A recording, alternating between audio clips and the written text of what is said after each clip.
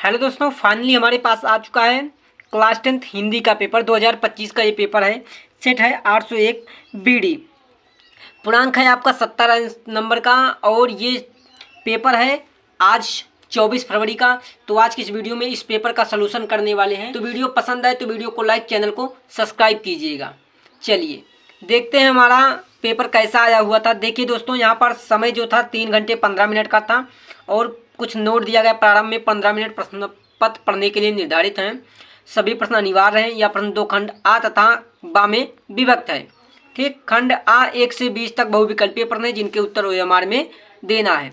तो यहाँ पर कुछ जनरल इंस्ट्रक्शन है तो इनको हमें पढ़ना था। जैसे कह रहा खंड बा में 50 अंक का वर्णनात्मक प्रश्न है। ठीक, तो ये कुछ जनरल इंस्ट्रक्शन था। आइए अब देखते हैं कि हमारा पहला प्रश्न क्या है। देखिए यहाँ से हमारा खंड ए आ शुरू होता है। खंड आ वस्तुनिष्ठ प्रश्न बहुविकल्पीय प्रश्न शुरू होते हैं।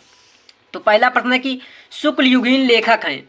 पहला ऑप्शन था कि नाभादास, शिवपूजन सहाय, दूसरा था राम प्रसाद निरंजन या फिर दौलत राम। तो दोस्तों इसका सही आंसर जो था बी ऑप्शन था, बी ऑप्शन शिवपूजन सहाय। ठीक, अगला प्रश्न जो है, अगला प्रश्न मोहन राकेश का नाटक है। मोहन राकेश का नाटक है अजातशत्रु, सिंदूर की होली, स्वर्ग की झलक या फिर है आधे अधूरे। तो मोहन राकेश का नाटक जो है वो है स्वर्ग की झलक। क्या है? स्वर्ग की झलक। तो सी ऑप्शन बिल्कुल करेक्ट होगा। अगला प्रश्न क्या है? साहित्य की विशेषताएं लेख की विधा है, आलोचना विधा है, उपन्यास विधा है, निबंध विधा है या नाटक विधा है।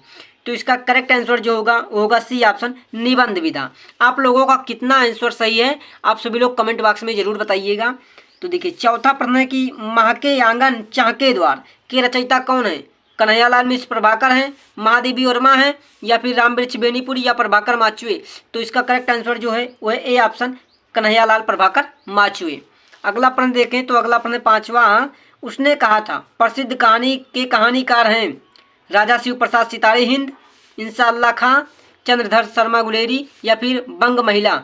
तो उसने कहा था प्रसिद्ध कहानीकार के लेखक जो हैं चंद्रधर शर्मा गुलेरी। सी ऑप्शन बिल्कुल करेक्ट हो जाएगा। अगला प्रश्न क्या है? रीतिबद्ध काव्यधारा के कवि हैं। रीतिबद्ध काव्यधारा के कवि कौन से हैं? केशवदास हैं, घनानंद हैं, ठाकुर हैं या इनमें से कोई नहीं। तो देखिए रीतिबद्ध काव्यधारा के जो कवि हैं इनमें से कोई नहीं है। क्या है? इनमें से कोई नहीं है। डी ऑप्शन बिल्कुल सही हो जाएगा। अगला है कि प्रयोगवाद युगीन कृति है, कौन सी है? कामायनी, प्रिय प्रवास, रंग में भंग या धूप के धान। तो इसका करेक्ट आंसर जो हो जाएगा सी ऑप्शन, रंग में भंग। रंग में भंग जो है प्रयोगवाद युगीन कृति है। ठीक, अगला प्रश्न देखें। अगला प्रश्न क्या हमारा? सुमित्रा नंदन पंत की रचना है हिमंतरंगिनी, चिदाम्बरा, यशोधरा, त्रिधरा। तो सुमित्रा नंदन पंत की जो रचना है वो क्या है? चिदाम्बरा है। क्या है? चिदाम्बरा है। अगला प्रश्न देखें। अगला प्रश्न क्या हमारा? तीसरा तार सप्तक प्रकाशन वर्ष 1979, 1959 या फिर 1951 या 1971। तो इसका सही आंसर जो हो जाएगा 1959। ठीक, अगला प्रश्न क्या है? अगला प्रश्न है गंगा लहरी के रचयिता हैं। गंगा लहरी के रचयिता कौन है? भूषण हैं, मतीराम हैं, पद्माकर हैं या फिर देव हैं। तो देखिए जो गंगा लहरी रचना है इसके रचयिता कौन है? पद्माकर हैं। क्या है? पद्माकर। अगला देखेंगे। अगला प्रश्न क्या हमारा? हास्य रस का स्थायी भाव। हास्य रस का स्थायी भाव क्या है?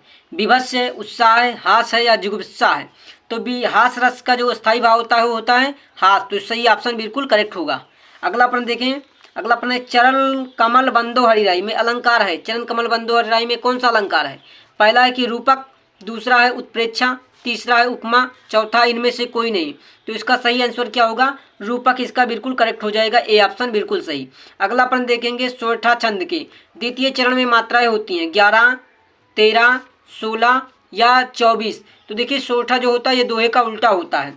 तो सोरठा के द्वितीय छंद में चरण में मात्राएं होती हैं 13। तो बी ऑप्शन बिल्कुल करेक्ट हो जाएगा। चलिए अगला प्रश्न देखते हैं।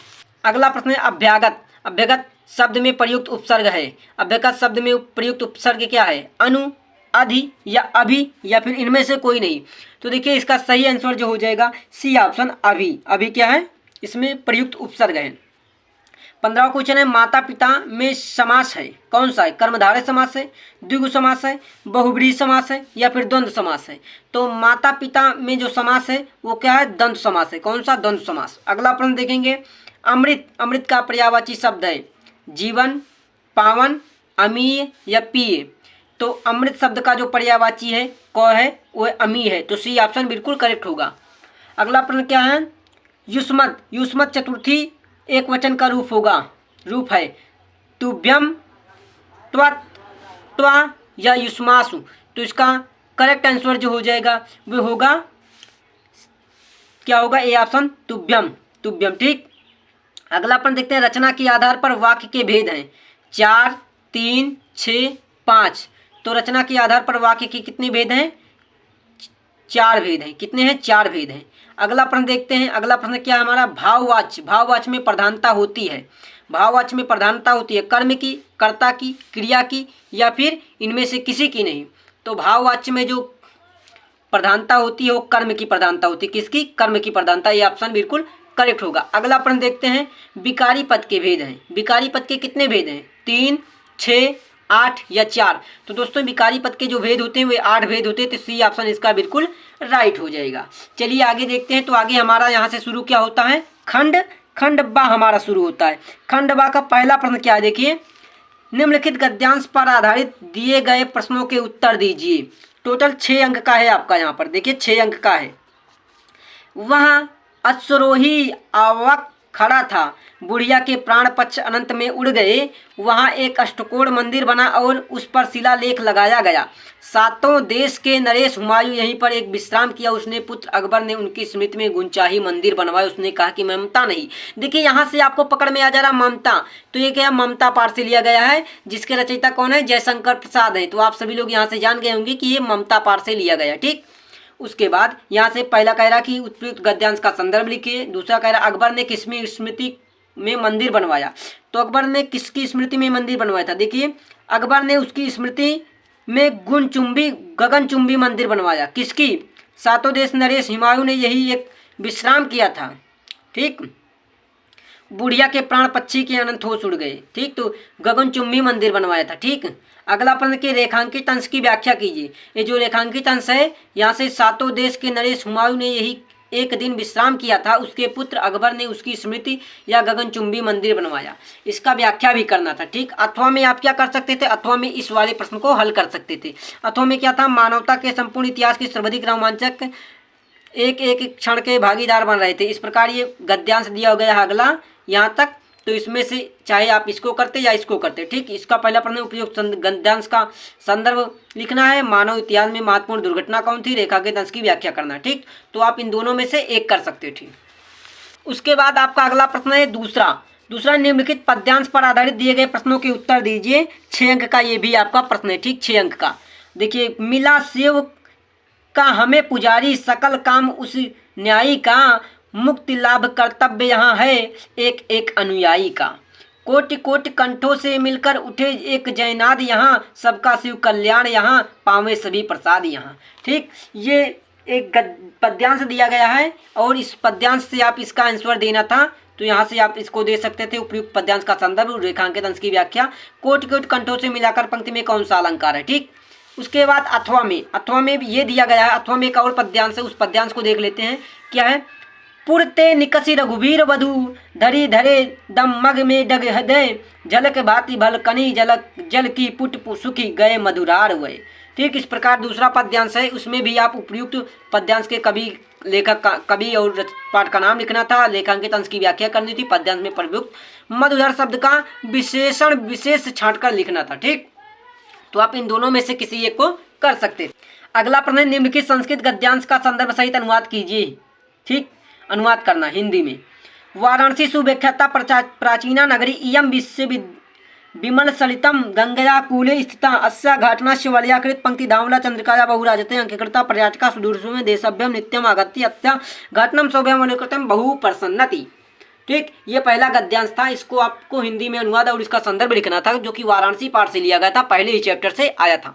अथवा में आप इसको कर सकते थे पुनः ग्रामीण अभवत, जो कि पराबुद्धो ग्रामीणा पाठ से लिया गया था। ठीक, तो दोनों गद्यांश ही इंपॉर्टेंट थे और दोनों आ चुके थे। तो यहाँ से आप किसी एक गद्यांश का संदर्भ सहित अनुवाद करना था। ठीक, उसके बाद चौथा प्रश्न आपका आता है पद्यांश। ठीक, पद्यांश मतलब श्लोक आता है। निम्नलिखित संस्कृत श्लोकों में से किसी एक का संदर्भ सहित अनुवाद कीजिए। पहला कि ना वह तंडनाथ तापनाद बधे ना वह विक्रम, इस प्रकार ये श्लोक दिया गया था, इसका कर सकते थे। अथवा में क्या था, अथवा में था आबदो दूरगामी चा नाछा साक्षरो पंडिता अमुक स्फुटवक्ता चा योजनाति सा पंडिता।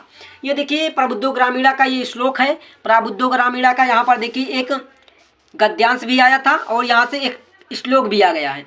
ठीक, तो इसका आप संदर्भ सहित अनुवाद कर सकते थे। उसके बाद कह रहा कि पांचवा क्वेश्चन, अपने पठित गद्यांश खंड काव्य के आधार पर दिए गए प्रश्नों का एक प्रश्न का उत्तर दीजिए। देखिए आप यहाँ से आपके विद्यालय में जो खंड काव्य लग रहा होगा उसको आपको आंसर देना था। ठीक, यहाँ से जैसे सुजय सुभाष खंड काव्य हो गया, अग्र पूजा खंड काव्य हो गया, कर्मवीर भारत खंड काव्य हो गया, कर्ण खंड काव्य हो गया, मेवाड़ मुकुट। जैसे कि जो पेपर है यहाँ पर लगता है मेवाड़ मुकुट, तो मेवाड़ मुकुट जिसका था तो वहाँ से मेवाड़ मुकुट दे सकता था। तो मेवाड़ मुकुट में कह रहा खंड काव्य के आधार पर महाराणा प्रताप का चरित्र चित्रण अथवा मेवाड़ मुकुट खंड काव्य के चतुर्थक दौलत का कथा वस्तु का वर्णन कीजिए। ठीक, ये था। उसी प्रकार आप मुक्तिदूत, तुमुल या फिर मातृभूमि जो खंड काव्य आपके यहाँ लगता है उसको आप आंसर में दे सकते थे। अगला प्रश्न यहाँ से आपका छठा प्रश्न शुरू होता है। छठे का है निम्नलिखित में से किसी एक लेखकों का जीवन परिचय देते हुए उनकी एक प्रमुख रचना का उल्लेख कीजिए। पहले हैं जयशंकर प्रसाद, दूसरे हैं जयप्रकाश भारती, डॉक्टर राजेंद्र प्रसाद, तीसरे हैं भगवती शरण उपाध्याय। ठीक, तो ये तीनों चारों जो है सभी इंपॉर्टेंट दिए गए हैं। तो हमने बताया था कि जिस प्रकार आप तैयारी कर सकते हैं, तो यहाँ से जो बताया था वही लगभग सभी पूछे गए हैं। उसके बाद है खा कि निम्नलिखित कवियों में से किसी एक कवि का जीवन परिचय देते हुए उनकी प्रमुख रचनाओं का उल्लेख करना है। मैथिली, बिहारी, सुमित्रानंदन, अशोक वाजपेयी। ठीक, तो ये चार कवि भी हैं जिन में से किसी एक का जीवन परिचय लिख सकते थे। ठीक, चलिए अगले के प्रश्न को देखते हैं। देखिए अगला प्रश्न सातवां है कि अपनी पाठ्य पुस्तक के संस्कृत खंड के काठस्थ कोई एक श्लोक लिखिए जो कि इस प्रश्न पत्र में ना आया है। कह रहा कि अपने पुस्तक से किसी एक श्लोक को लिखना है जो कि इस पेपर में ना आ गया हो, पूछा गया हो। ठीक, अथवा है विद्यालय में खेलकूद सामग्री के लिए ध्यान दिलाते हुए प्रधानाचार्य को एक प्रार्थना पत्र लिखना है कि विद्यालय में खेलकूद की सामग्री के लिए आपको प्रार्थना पत्र लिखा है कि सामग्री नहीं है, खत्म हो चुकी है, टूट फूट गया है। ठीक, अगला एक अथवा में कर सकते थे आप किसी पर्यटक स्थल के वर्णन करते हुए आप अपने मित्र को एक पत्र लिखिए कि वह भी कुछ दिनों के लिए आए आपके पास। देखिए किसी पर्यटक स्थल किसी विशेष स्थान के लिए अपने मित्र को पत्र लिखना है कि वो भी यहाँ पर आए। ठीक, अगला है नौवां क्या है, निम्नलिखित में से किसी दो प्रश्नों का संस्कृत में उत्तर दीजिए। जैसे कि अलक्षेंद्रा का आसीत, दुराग्रह कुत्र नास्ति, भूमे गुरुत्वार किम आस्ति। अगला है कूप किमर्थ दुखम अभुनवति। ठीक, 10वां क्वेश्चन और लास्ट क्वेश्चन है इस पेपर का कि निम्नलिखित में से किसी एक विषय पर निबंध लिखिए। सांप्रदायिकता एक अभिशाप, इस पर लिख सकते थे आप। विज्ञान वरदान, ये तो बहुत बार पूछा था, हमने इसको बताया भी था कि ये भी इंपॉर्टेंट है। ठीक, छात्र और अनुशासन। ठीक, स्वच्छ भारत मिशन अभियान, एक यात्रा का वर्णन। ठीक, तो इन टॉपिकों पर आप क्या कर सकते थे, निबंध लिख सकते थे। हमने देखा कि यहाँ से जो पेपर है ना, ये पेपर जो हमने बताया था वहाँ से आपको बहुत सारे प्रश्न पूछने के मिले हैं।